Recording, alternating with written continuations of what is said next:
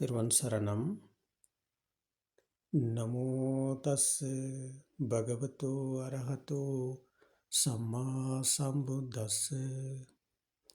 அதிக கௌரவத்துக்குரிய எங்களுடைய கல்யாண மித்ர குருநாதர் புத்தோத்பாதோ ஆரியன் வான்சவின் பாத நமஸ்காரம். இப்போ நாங்கள் பார்ப்போம், இந்த புத்தோத்பாதோ தமிழ் சத்திய தர்மம் இந்த யூடியூப் மூலமாக நீங்கள் சத்திய தர்மம் பற்றி கேட்குறீங்க. கேட்கும் உங்களுக்கு பிரச்சனைகள் இருக்கலாம், கேள்விகள் எழலாம், சந்தேகங்கள் வரலாம். அப்போ இந்த சந்தேகங்களை தீர்த்து கொள்ள நீங்கள் எல்லா வெள்ளிக்கிழமைகளிலும் காலை 8 மணிக்கு, இலங்கை நேரப்படி காலை 8 மணிக்கு நாங்கள் இந்த Zoom நேரடி கலந்துரையாடல் நிகழ்ச்சி தொடர்ந்து செய்து வரோம். அப்போ இந்த கலந்துரையாடலில் உங்களுக்கும் கலந்து கொள்ள முடியும். நீங்கள் உலகில் எங்கே இருந்தாலும் உங்களுக்கு இந்த கலந்துரையாடலில் கலந்து கொண்டு உங்களுடைய பிரச்சனைகளை பற்றி கலைக்கலாம், உங்களுடைய கேள்விகளை பற்றி கேட்கலாம். அப்போ அதுக்கு நாங்கள் இந்த Zoom டிஸ்கிரிப்ஷனில் லிங்க் கொடுத்துருக்கோம். அப்போ அந்த லிங்க் மூலிமா நீங்கள் இந்த குரூப்பில் இணைஞ்சு கொண்டு உங்களுக்கு அந்த டைமுக்கு இந்த கலந்துரையாடலில் கலந்து கொள்ளலாம். கலந்து கொண்டு உங்களுடைய கேள்விகளை கேட்டு தெரிந்து கொள்ளுங்கள். அப்போது நாங்கள் இன்றைய தினம் இப்போது இந்த பார்க்க போவதாக இருப்பது, இந்த தலைப்பின் இன்றைய தலைப்பு, இப்போதைய தலைப்பானது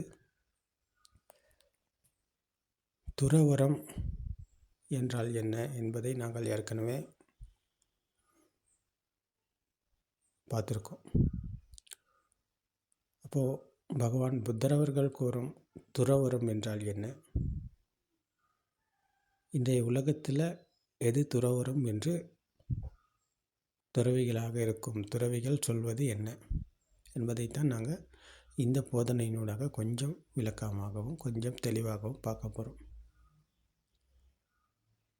அதுக்கு முதல்ல நாங்கள் ஒரு தலைப்பை எடுத்துக்கொண்டு பேசுவது என்பது கொஞ்சம் காலம் எடுத்துக்கொண்டு தான் பேசுகிறோம், சின்ன ஒரு காலம். அப்போ இந்த சின்ன காலத்துக்குள்ளே அந்த தலைப்பை பேசி முடிக்க முடியாது. ஏன்னா ஒவ்வொரு தலைப்பும் அதை பற்றி விரிவாக கலந்துரையாடுவதாக இருந்தால், பேசுவதாக இருந்தால் நிறைய காலம் தேவைப்படுகிறது.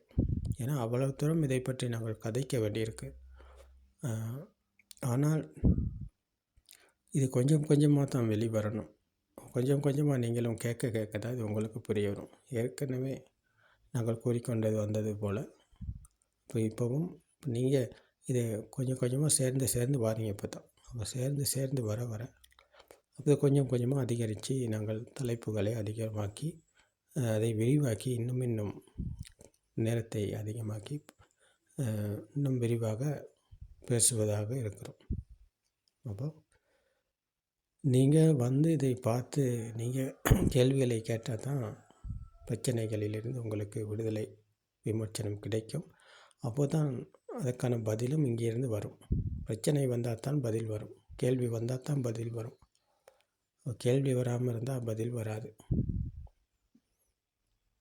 அப்போது உங்களுடைய கேள்விகளை கேட்க நீங்கள் வாருங்கள். வெள்ளிக்கிழமை காலை 8 மணிக்கு Zoom நேரடி கலந்துரையாடல். அப்போது இன்றைய தலைப்புக்கு நம்ம போவோம். இதபிக்கவே பிக்கு, இந்த புத்த சாசனத்தில் பிக்ஷு என்பவர், துறவி என்பவர் பகவான் புத்தர் அவர்கள் கூறுவது உல ரீதியிலான துறப்பு. உல ரீதியிலான துறவரம் செல்வதற்கு பெயர் தான் துறவி என்று பகவான் புத்தர் அவர்கள் கூறுகிறார்கள். அப்போது உல ரீதியிலான துறப்பு என்றால் என்ன, புற ரீதியிலான வெளிப்புற ரீதியிலான துறப்பு என்றால் என்ன என்பதை நாங்கள் விரிவாகவும் விளக்கமாகவும் பார்ப்பதாக இருந்தால், அப்போ இன்றைய உலகத்தில் வெளிப்புறத்தில் துறவிகள் தான் இருக்கிறாங்க. வெளிப்புறத்தில் துறவிகள் வெளிப்புறத்தில் துறந்துவிட்டு உள்ள ரீதியிலான எல்லாத்துலேயும் பிடிச்சு கொண்டு உள்ளத்தில் எல்லாத்தையும் வைத்து கொண்டு தான் இருக்கிறாங்க இன்றைக்கி துறவிகள். இதுதான் இன்றைய புத்த காலத்துக்கும் இன்றைய இந்த யுகத்துக்கும் உள்ள வித்தியாசம். புத்த காலத்திலும் இந்த மாதிரி இருந்திருக்காங்க. பகவான் புத்தர் அவர்கள் புத்த சுபாவம் அடைய முதல்ல காற்றில் தியானம் பண்ணி கொண்டு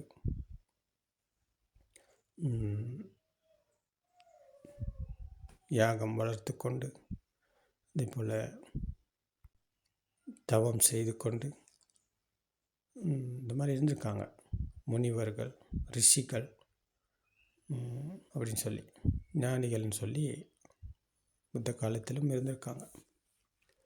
அப்போ அவர்கள் எல்லாமே இந்த ஜட்டில நிகண்ட பிராக்மண என்கிற, இப்போ இன்றைய நாங்கள் சொல்வதாக இருந்தால், இப்போ இந்துக்கள் வேதத்தில் கூறப்படுவது போல் அந்த யுகத்திலும் அன்றைய காலத்திலும் இருந்திருக்காங்க சத்தியத்தை தேடினவர்கள். அப்போ இப்போ இந்த இந்த இந்த இடத்துல தான் சித்தார்த்தரும் இருந்தார். இவர்களோடு தான் இருந்தார் முதல்ல. ஜாட்டில நிகண்ட பிராக்மண என்கிற இதுதான் இவர்களுடைய கூட்டத்தில் தான் சித்தார்த்தரும் இருந்தார். பல வருடமாக பல முயற்சிகள், பல தேடல்கள், பல விதமான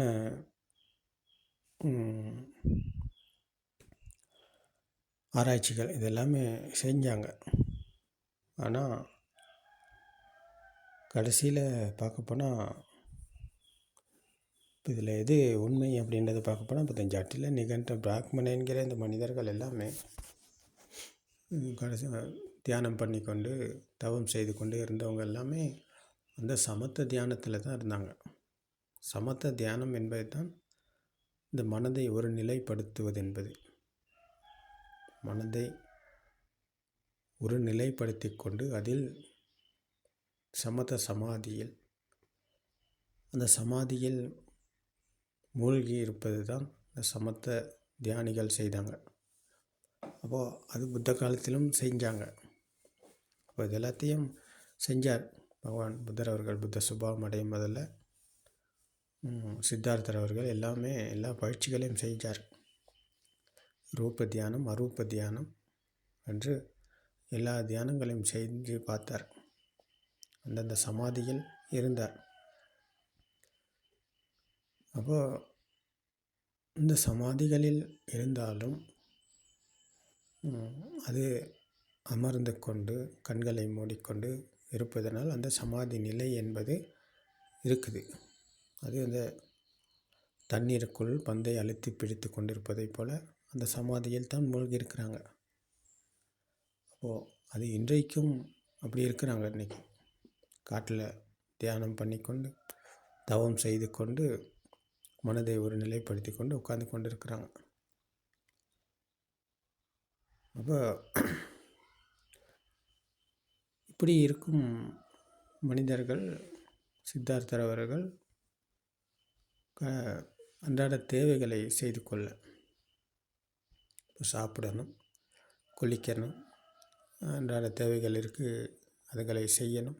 இந்த மாதிரி தேவைகளுக்கு எழுந்து அந்த தேவைகளை செய்து கொள்ளும் போது மனதுக்கு எண்ணங்கள் வருவது என்பது அது வந்து கொண்டு தான் இருக்குது. அதை நிறுத்த முடியலை. மனதுக்கு எண்ணங்கள் வருது போகுதுன்னு சொன்னால் அதற்கு நாங்கள் தீயில் மூழ்க வேண்டி இருக்கிறது. மனதுக்கு வரும் எண்ணங்களுக்கு நாங்கள் அடிமைப்பட வேண்டி இருக்கிறது. அடிமைத்தனத்திலிருந்து இப்போ நாங்கள் மீளலை. மனதுக்கு வரும் எண்ணங்களின் பின் போக வேண்டி இருக்கிறது. அப்போது அதுதான் துன்பம். மனதின் பின் நாங்கள் மனதின் மாயைக்கு அகப்பட்டு இருப்பதற்கு பெயர் தான் துன்பம். ஏன்னா மனம் என்பது அந்த ஆற்று நீர் அடித்து போவது போல் அது ஓடிக்கொண்டே இருக்கும். எண்ணங்கள் ஓடிக்கொண்டே இருக்குது. இப்போ அதன் பின்னுக்கு தான் இன்றைக்கி நாங்கள் ஓடிக்கொண்டிருக்கிறோம். எல்லா மனிதர்களும் இந்த மனதின் பின் தான் ஓடிக்கொண்டிருக்கிறாங்க. அதை பெற்றுக்கொள்ள, இதை அடைய, அதை தன் வசப்படுத்தி கொள்ள என்று ஓடுகிறார்கள், முடிவில்லாமல் ஓடுகிறார்கள். அப்போது சமத்த தியானத்தை மேற்கொண்டு மனதை ஒருநிலைப்படுத்தி கொண்டு உட்கார்ந்து கொண்டு இருந்தாலும் பல காரியங்களில் ஈடுபடும் போது மனதுக்கு எண்ணங்கள் வருது போகுது. அப்போ அதற்கு நாங்கள் இறங்கி அதன் பின் போக வேண்டி வருது. அப்போ இதைத்தான் பரிசீலனை செய்து பார்த்தார் சித்தார்த்தர் அவர்கள். அப்போது இந்த சமத்த சமாதியில் மூழ்கி உணர்வற்ற அதிர்வற்ற சுபாவத்தில் உட்கார்ந்து கொண்டிருந்தாலும் அதில் பலன் ஒன்று கிடையாது, பலன் இல்லை. ஏன்னா மற்ற காரியங்களில் ஈடுபடும் போது இந்த ஆசை, கோபம், மாயை என்பது இதுக்கு நாங்கள் அகப்பட்டு தான் இருக்கிறோம். அப்போ அது இந்த தண்ணீருக்குள்ள பந்தை அழுத்தி பிடித்து கொண்டிருப்பது போல் அது இந்த ததங்க மற்றும் நிஷ்கமன பிரகான என்று இதை கூறுகிறார். அது தற்காலிகமான ஒரு சமாதி நிலை. அது கொஞ்சம் காலத்துக்கு நாங்கள் மனதை ஒரு நிலைப்படுத்தி கொண்டு அதில் மூழ்கி இருப்பதனால வந்த சமாதி நிலைக்கு பெயர் தான் அந்த சமத்த சமாதி. அப்போ அது கொஞ்சம் காலத்துக்கு தற்காலிகமானது, அது நிரந்தரமான சமாதி நிலை அல்ல. அப்போது இதில் மூழ்கி இருப்பதன் பலன் என்ன? இதில் உட்கார்ந்து கொண்டிருந்ததுனால எங்களுக்கு கிடைச்ச இது ஒன்றுமே இல்லையே. நாங்கள் எழுந்து வேறு காரியங்களில் ஈடுபடும் போது அந்த ஆசை, கோபம், மாயைக்கு நாங்கள் அகப்படுறோமே. அப்போ இதுதானே துன்பத்திலிருந்து நாங்கள் மீளலையே என்பதை சித்தார்த்தர் அவர்கள் புரிந்து கொள்கிறார். புரிந்து கொண்ட விடயத்தை சொல்கிறார். இதில் எனக்கு திருப்தி இல்லை, இதில் எனக்கு சத்தியம், நான் தேடிய சத்தியம் இதில் எனக்கு கிடைக்கல. நான் சத்தியத்தை தேட வேண்டியிருக்கிறது. அதனால் உங்களிடத்திலிருந்து எனக்கு விடை கிடைக்கணும். நான் தனியாக சென்று இந்த சத்தியத்தை புரிந்து கொள்ள முயற்சிக்கிறேன், எனக்கு விடை கொடுங்கள் என்று அப்போது அந்த குருமார்களிடத்தில் விடை பெற்றுக்கொண்டு தனியாக போகிறார். அப்போ தனியாக போயிட்டு இந்த படித்த சமுப்பாத தர்மத்தை தான் பகவான் புத்தர் அவர்கள் வினை செய்கிறார்கள், விமர்சிக்கிறார்கள். இப்போ மனதில் தான் எல்லா துன்பமும் இருக்குது. மனதளவில் தான் நாங்கள் எல்லாத்தையும் படித்து கொண்டிருக்கோம். மனதின் மாய்க்கு அகப்பட்டு தான் நாங்கள் போய் கொண்டிருக்கோம். மனதின் பின் தான் நாங்கள் ஓடிக்கொண்டிருக்கோம். அப்போ இது எல்லாமே மனதில் நடக்கும் கதை என்றால், அப்போ மனதிலிருந்து மீள்வது எப்படி, துன்பத்திலிருந்து மீள்வது எப்படி என்ற விமர்சனம் இருந்தது. அந்த விமர்சனத்தின் காரணமாக தான் தேடி கண்டுபிடிக்கிறார். என்னத்தை? மனம் உருவான விதம், ஆன்மா உருவான விதம். இந்த மனம் என்பது தான் ஆன்மா. அப்போ இந்த ஆன்மா உருவான விதம் பற்றி தான் தேடுகிறார். அப்போ மனம் உருவான விதம் பற்றி தேடுகிறார். இதை தேடி கண்டுபிடித்தால்தான் அதிலிருந்து எங்களுக்கு மீள முடியும். ஆரம்பித்தது எங்கே, எப்படி இது உருவானிச்சு, எப்படி தொடங்குனிச்சு அப்படின்றத நாங்கள் கண்டுபிடிச்சா தான் அப்போ அதிலிருந்து எங்களுக்கு மீள முடியும். அந்த மீளும் வழி எங்களுக்கு அப்போ தான் கிடைக்கும் என்பதை புரிஞ்சு கொண்டு இதை விமர்சிக்கிறார். இந்த படித்த சமுப்பாத தர்மம், கயாசிசி போதி முறையில் இதைத்தான் பகவான் புத்தர் அவர்கள் செய்தார்கள். அப்போ விமர்சித்து பார்த்தா அதான் புப்பே நிவாசானுசத்தி ஞானம், மனம் உருவான விதம், ஆன்மா உருவான விதம் பற்றி பிறந்த நிலைக்கு இப்போ உங்களுக்கு 50 வயசுன்னு சொன்னால் இப்போ 40 வயசில் நீங்கள் என்ன செஞ்சு கொண்டிருந்தீங்க அப்படின்னு தேடி பார்க்குறீங்க. 30 வயசில் நீங்கள் என்ன செஞ்சு கொண்டிருந்தீங்க அப்படின்றத நீங்கள் அந்த நிலைக்கு, அந்த இடத்துக்கு போயிட்டு தேடி பார்க்குறீங்க. அப்போது 20 வயசில் நீங்கள் என்ன பண்ணி கொண்டிருந்தீங்க அப்படின்றத நீங்கள் அந்த இடத்துக்கு போய் தேடி பார்க்குறீங்க. அதே போல் 10 வயசில் நீங்கள் என்ன செஞ்சு கொண்டிருந்தீங்க அப்படின்றது அந்த இடத்துக்கு போயிட்டு நீங்கள் தேடி பார்க்குறீங்க.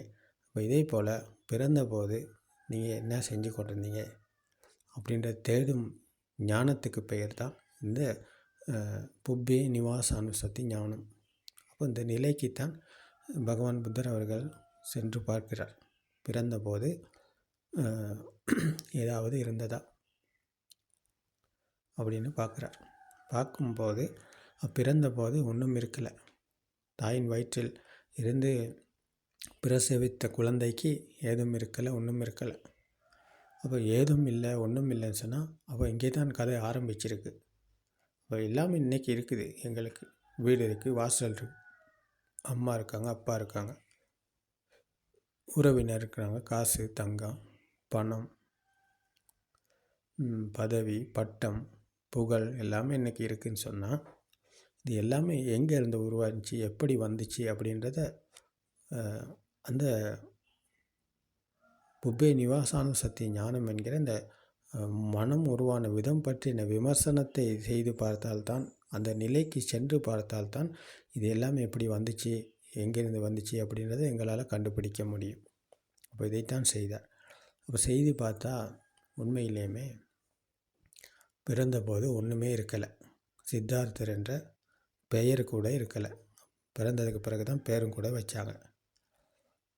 அப்போ பிறந்தபோது ஒன்றும் இருக்கலை, எதுவும் இருக்கலைன்னா கண்கள், காது, மூக்கு, நாக்கு, உடல் என்ற இந்த சென்சர்கள், 5 சென்சர்கள் இருந்தது. அது இயங்கியது. கண்களுக்கு வர்ணம், காதுக்கு சத்தம், மூக்கு, நாக்கு, உடல் என்ற இந்த பட்டிச்ச சமுப்பாதத்தை தான் பகவான் புத்தர் அவர்கள் கண்டு அறிந்து புரிந்து உணர்கிறார்கள். அப்போ கண்களுக்கு தெரிந்த வர்ணம், காதுக்கு கேட்ட இது மகா காம்பீரமான ஒரு கதை இருக்கிறது இங்கே, அந்த விமர்சனம். அப்போ இது இந்த அலசி ஆராய்ஞ்சு பார்க்குறாரு. இது எப்படி உருவானுச்சு, எங்கேருந்து ஆரம்பிச்சிச்சு அப்படின்னு நல்லா தேடி பார்க்குறார். தேடி பார்க்கும்போது தான் இது புரியுது. கண், காது இது இரண்டையும் தான் பிரதானமாக இங்கே கூறுகிறார். கண்களுக்கு தெரிந்த வர்ணம், காதுக்கு கேட்கும் சத்தம், இது இரண்டும் இணைகிறது. உதாரணமாக அம்மா என்பவர் தான் முதலில் அந்த குழந்தைக்கு நெருங்கி இருப்பவர். அம்மாவின் மடியில் தான் அந்த குழந்தை வளரும். அப்போ அம்மா என்ற அந்த வர்ணம், அந்த வடிவம் கண்களுக்கு தெரியுது. அப்போ காதுக்கு கொடுக்குறாங்க சத்தம், குழந்தை, செல்லம், தங்கக்குட்டி, செல்லக்குட்டி அப்படின்னு சொல்லி நான் உன்னது அம்மா, எங்கே அம்மா சொல்லுங்கம்மா, தங்கம், பாபா எங்கே அம்மா சொல்லுங்கள் அப்படின்ட்டு அம்மா என்ற சத்தத்தை அங்கே அவங்க கொடுக்குறாங்க. அப்போ கண்களுக்கு தெரிந்த வர்ணம், காதுக்கு கேட்கும் சத்தம், இது இரண்டும் அங்கே இணைகிறது. அப்போ அது வரைக்கும் அங்கே இணைப்பு ஒன்று நடக்கலை அந்த குழந்தைக்கு. அப்படி ஒன்றும் அங்கே ஒரு இணைப்பு அப்படி ஒன்றும் ஆகலை. அப்போ அந்த இணைப்பு இணையாதனால அங்கே எதுவும் உருவாகலை. அப்போது எதுவுமே இருக்கலை. அப்போது இந்த இணைதலுக்கு பேர் தான் உருவாகுதல். இந்த இணைதலினால் உருவானிச்சு என்னது, மனம் உருவானிச்சு, ஆன்மா என்ற துஷ்டி உருவானிச்சு. இதைத்தான் அந்த படித்த சமுப்பாத தர்மத்தினூடாக பகவான் புத்தர் அவர்கள் தெளிவாக்கு கூறுகிறார்கள். கண்ணும் காதும் இணைந்ததுனால உருவானது தான் அம்மா, அப்பா, வீடு, இது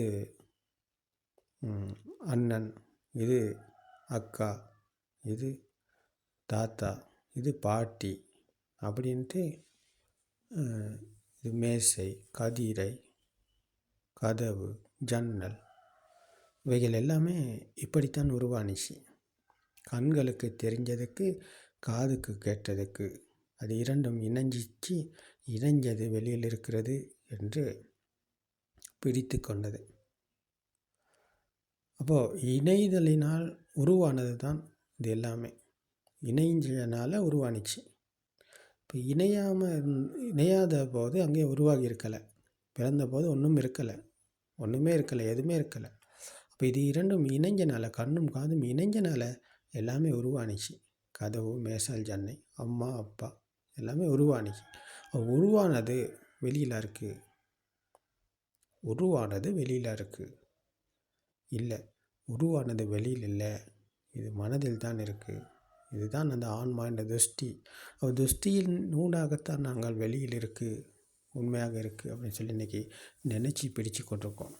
அப்போ இந்த நினைப்பில் தான் நாங்கள் வாழ்ந்து கொண்டிருக்கோம். அப்போ இது தெரிஞ்சு கொண்டால் தான் எங்களுக்கு அந்த மனதில் மீளல் என்பது நடக்கும். மனதில் இருந்து எங்களுக்கு அப்போ தான் மீள முடியும். அது வரைக்கும் மனதிலிருந்து மீள முடியாது. சமத்த தியானத்தை மனதை ஒருநிலைப்படுத்தி கொண்டு 100 வருஷம் உட்கார்ந்து தியானம் பண்ணினாலும் தவம் பண்ணினாலும் உங்களுக்கு மனதில் மீளல் என்பது நடக்காது. உங்களுக்கு துன்பத்தில் மீளல் என்பது ஒருபோதும் நடக்காது. அது ததங்க மற்றும் நிஷ்கம்மன பிரகான என்கிற தற்காலிகமான ஒரு இன்பத்தை தரும், தற்காலிகமான ஒரு சுவையை தரும், தற்காலிகமான ஒரு மகிழ்ச்சியை தரும். ஆனால் அது நிரந்தரம் கிடையாது. அது நிரந்தரமற்றது. அது நிரந்தரம் இல்லாத சமாதி. அது அது நிமித்திகத சமாதி.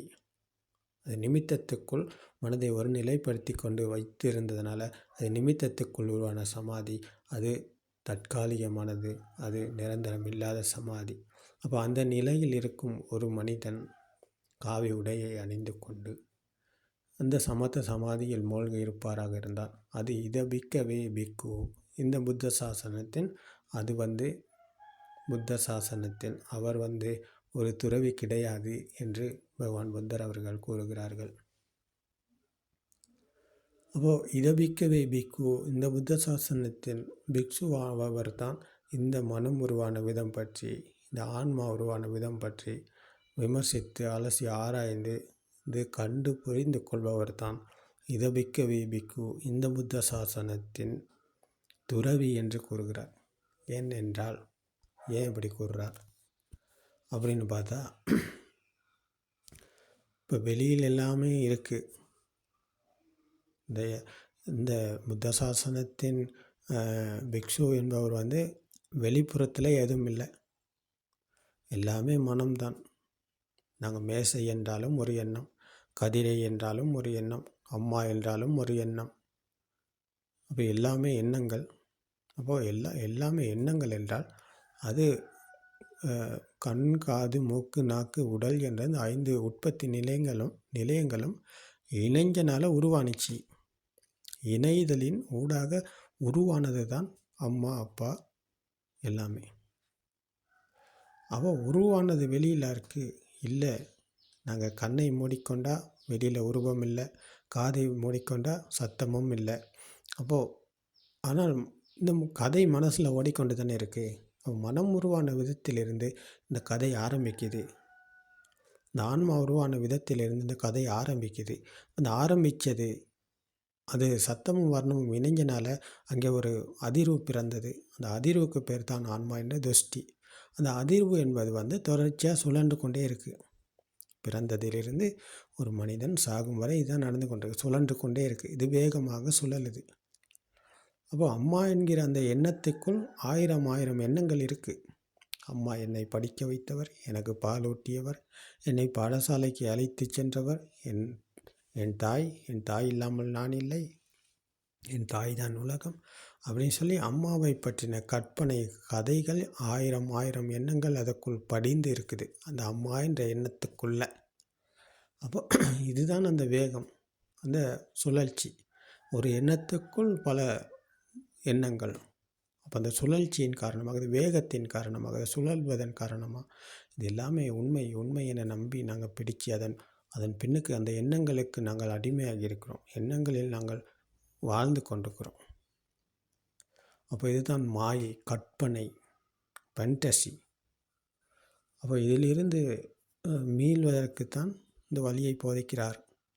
அப்போது இதிலிருந்து மீள நாங்கள் இந்த மனம் உருவான விதம் பற்றி புரிஞ்சு கொண்டா, அம்மா என்பவர் ஒரு எண்ணம், அது மனசில் தான் இருக்குது, அது வெளியில் இல்லை என்ற சத்தியத்தை நாங்கள் கண்டுபிடித்தால்தான். அப்போ அம்மா என்னை படிக்க வைத்தவர், பாலூட்டியவர், தாளாட்டியவர் எல்லாமே எண்ணங்கள். அப்போது எல்லாமே மனசில் தான் அந்த கதை ஓடிக்கொண்டு இருக்குது அப்படின்றத அப்போ தான் அவருக்கு புரிஞ்சு கொள்ள முடியும். வெளியில் இருக்கிற ஒரு கதை கிடையாது இது. வெளியில் நடக்கிற எதுவுமே இங்கே அப்படி ஒரு கதையே இல்லை. இங்கே எல்லாமே மனசில் தான் அந்த கதை ஓடிக்கொண்டிருக்கு. அப்போது மனதில் ஓடிக்கொண்டிருக்கும் கதையில் உண்மை இருக்கிறதா என்ற சத்தியத்தை அவருக்கு தான் கையாள முடியும். ஏன்னா வெளிப்புறத்தில் உண்மை இல்லை, எல்லாமே நாங்கள் போட்டுக்கொண்டது. நாங்கள் இந்த கண், காது, மூக்கு, நாக்கு, உடல் என்ற இந்த 5 சென்சர்களால் உருவானது, இணைதலினூடாக உருவானது, வெளியில் இல்லை என்ற சத்தியத்தை புரிஞ்சு கொண்டால் தான் எங்களுக்கு அந்த மனதின் கதை புரிய வரும். மனசில் தான் இப்போ எல்லாமே இருக்குது அப்படின்றத புரிய வரும். புரிஞ்சு கொண்டால் தான் எங்களுக்கு இதிலேருந்து மீள முடியும். அப்போ அந்த வழிக்கு வந்தவருக்கு பெயர் தான் பிக்ஷு, இவர்தான் துறவி என்று பகவான் புத்தர் அவர்கள் கூறுகிறார். ஏன் இப்படி ஒரு துறவரத்தை கூறுகிறார் என்று பார்த்தா, அப்போது வெளியில் அம்மா இருக்கிறாங்களா? இல்லை, அது ஒரு எண்ணம். அப்பா இருக்கிறாங்களா? இல்லை, அது ஒரு எண்ணம். பணம் இருக்கா? தங்கம் இருக்கா? இல்லை, எல்லாமே எண்ணங்கள். அப்போ எண்ணங்கள் என்ற சத்தியத்தை அவர் புரிந்து உணர்தலினூடாக இந்த உணர்வுக்குள் அவர் விழித்து கொள்கிறார். இந்த விழிப்புணர்வானது மீண்டும் அதற்கு அம்மா வெளியில் இருக்கிறார் என்ற அவர் உண்மையை சந்தித்ததன் பிறகு, அம்மா என்பவர் ஒரு எண்ணம் என்ற உண்மையை சந்தித்து விட்டார். அவர் உண்மையை கண்டு விட்டார். அப்போ கண்டவர் இந்த சத்தியத்தோடு இணைகிறார். கண்டவர் சத்தியத்தோடு இணைந்ததன் பிறகு அவர் மீண்டும் அம்மா வெளியில் இருக்கிறார், அம்மா உண்மையாக இருக்கிறார் என்ற அந்த பொய்யான உலகத்துக்கு அவர் மீண்டும் போக மாட்டார். அது பொய், அது உண்மை அல்ல, அது எல்லாமே நாங்கள் போட்டுக்கொண்டது, அது இணைஞ்சது என்ற சத்தியத்தை அவர் கையாண்டு விட்டார். அவர் கையாண்டவருக்கு நடைமுறை அனுபவம் இருக்குது. பிடிச்சு பார்த்தா இறுக்கமான பாரமான தன்மை, கண்களுக்கு தெரிஞ்சது வர்ணம், காதுக்கு கேட்டது சத்தம், மூக்குக்கு உணர்ந்தது வாசனை மற்றும் துர்நாற்றம், நாக்குக்கு உணர்ந்தது சுவை. அப்போ இவை எல்லாமே இணைஞ்சது தான் வெளியில் இருக்குன்னு நாங்கள் நினச்சி பிடிச்சு கொண்டிருந்தோம். அப்போது இந்த சத்தியத்தை கண்டவருக்கு அது பிடியிலிருந்து மீள்கிறார், அந்த பிடியிலிருந்து விடுதலை அடைகிறார். அப்போ இந்த விடுதலைக்கு பெயர் தான் துறவு என்று கூறுகிறார். துறவி இவர் தான் உண்மையான துறவி.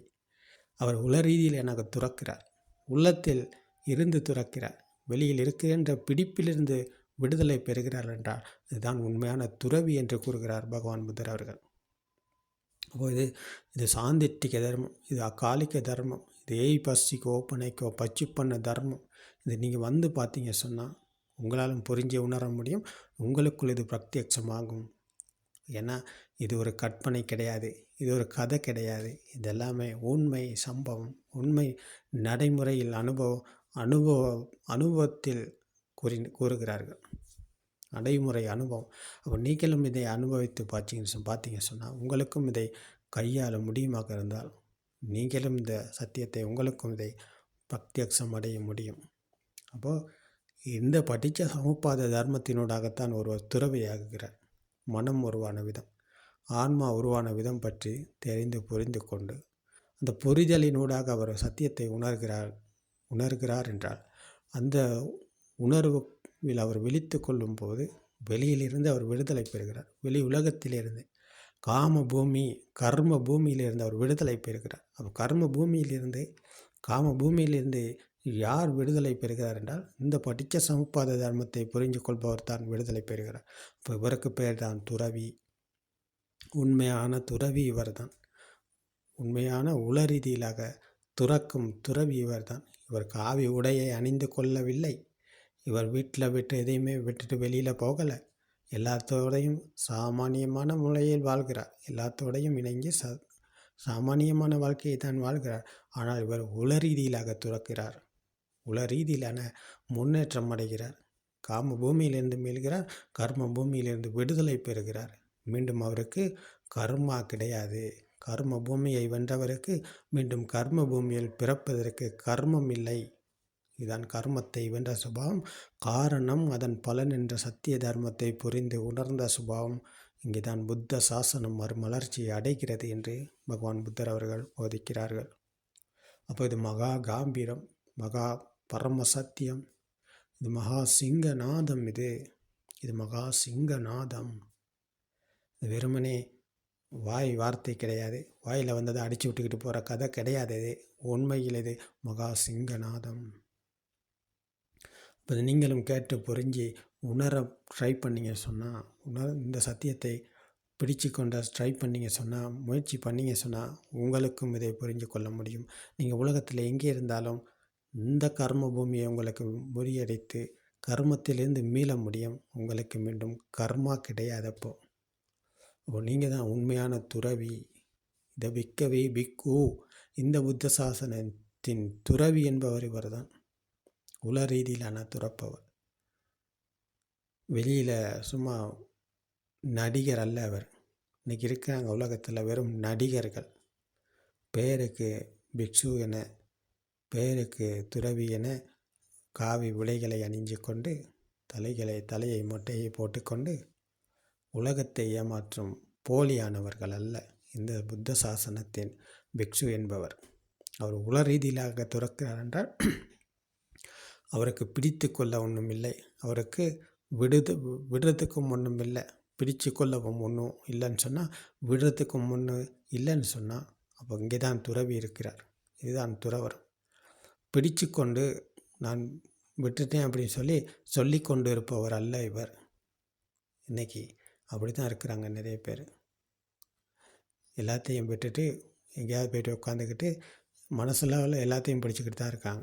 பணம் வேணும், புகழ் வேணும், பேரந்தஸ்து வேணும், சம்பாதிக்கணும், இன்னும் இந்த உற்பத்தி நிலையங்கள் நல்லா போசனைக்கணும், நல்லா சாப்பிடணும், நல்லா குடிக்கணும், நல்லா வாகனங்கள் பெரிய பெரிய வாகனங்களில் தான் இன்றைக்கி போகிறாங்க.